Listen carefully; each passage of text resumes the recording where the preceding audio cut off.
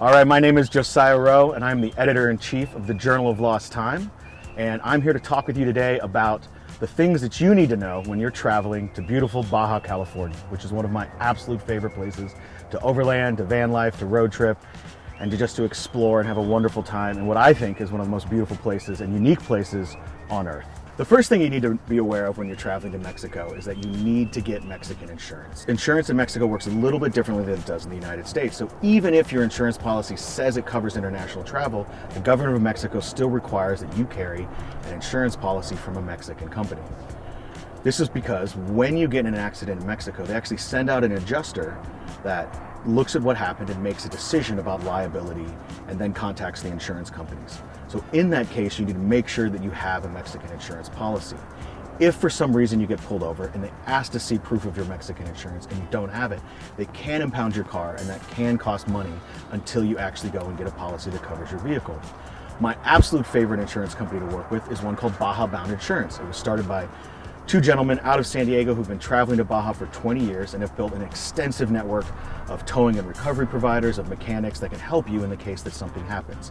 One of the reasons why I particularly love them is that they're very, very skilled and understand the importance of pulling insurance permits that cover unique vehicles that might have a lot of aftermarket gear on it, or might be a 40-year-old Vanagon like I drive with an engine conversion and a bunch of other things that actually have value that a normal insurance policy might not be able to cover. So they're very good at helping assist and work with you to come up with a policy that actually covers the real world value of your vehicle. The second thing you need to know about is something called the FFM. And so anytime you're traveling to Mexico, if you're going to stay there for more than 72 hours or travel farther than 20 kilometers from the border, the government of Mexico requires that you get basically something like a tourist permit to be there.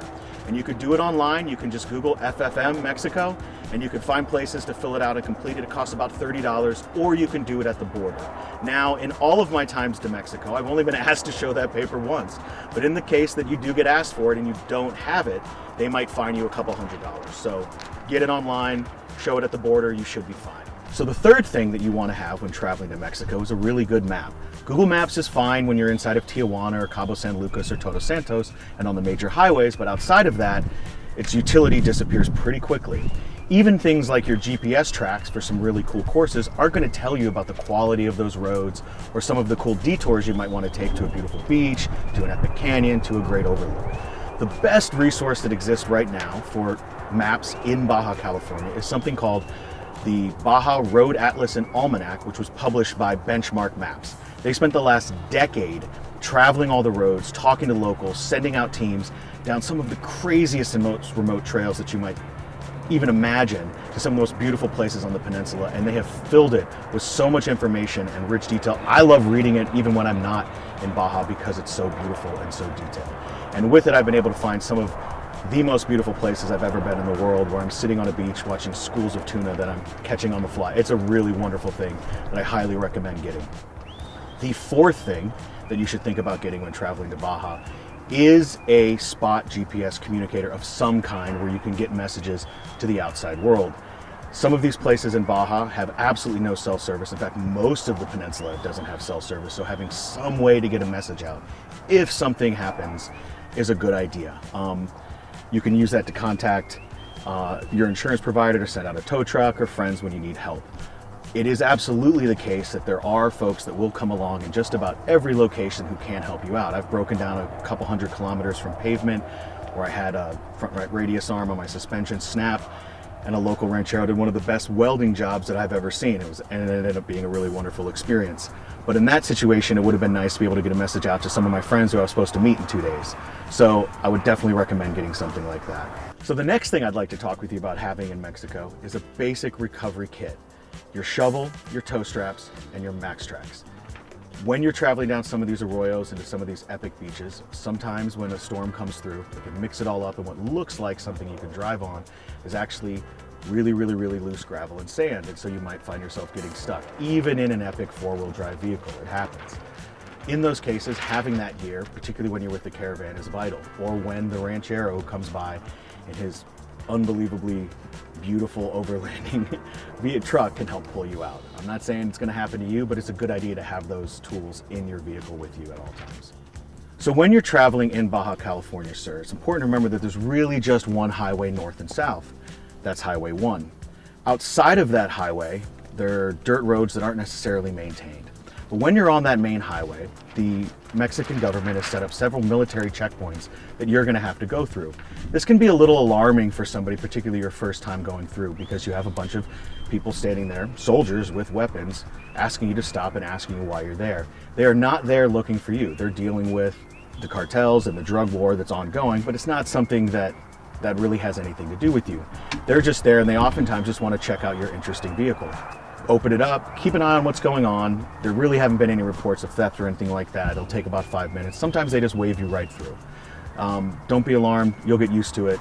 It's just something that happens at the same places every time you're going. There are two schools of thought on how to deal with the police. One says, like I do, offer $40 and say you only have $40 until they take it and let you go on your way.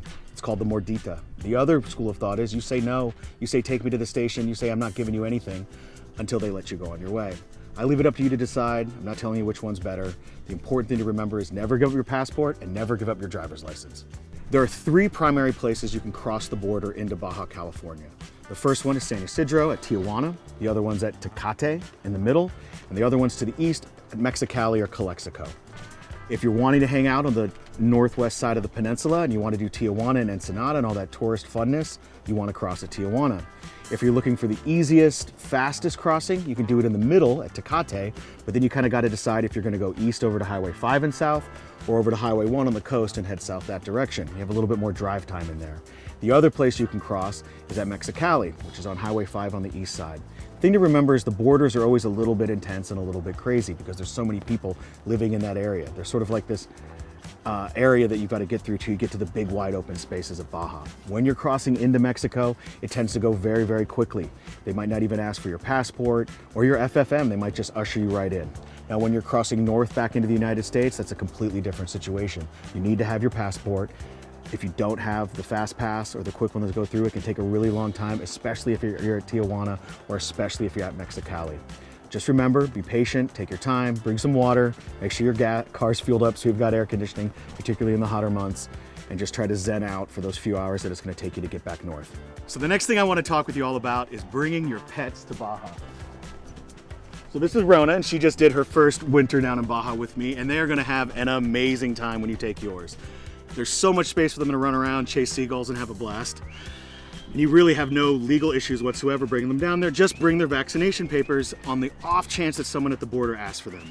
Now, if you meet a really cool dog down there, and you will, there's puppies everywhere, and you're gonna fall in love with them and wanna bring them north. In that case, you do need to go online and Google the steps you need to take to actually bring a dog back into the United States. But you're gonna have a wonderful time with your pets there. You have nothing to worry about. Just enjoy it. The last thing I want to talk with you about is traveling with respect and curiosity. A lot of times when you're down in Baja, it's going to feel enormous and big and vast and empty. But it's not. A lot of people live there, and we are their guests, and we want to travel there with respect and curiosity.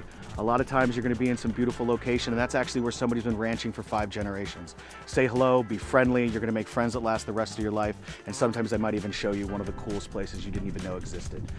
So if you need any more information, go to overlandexpo.com, come to the expo. There's lots of great classes on overlanding and overlanding in Baja, and I hope to see you down there at some point in the future.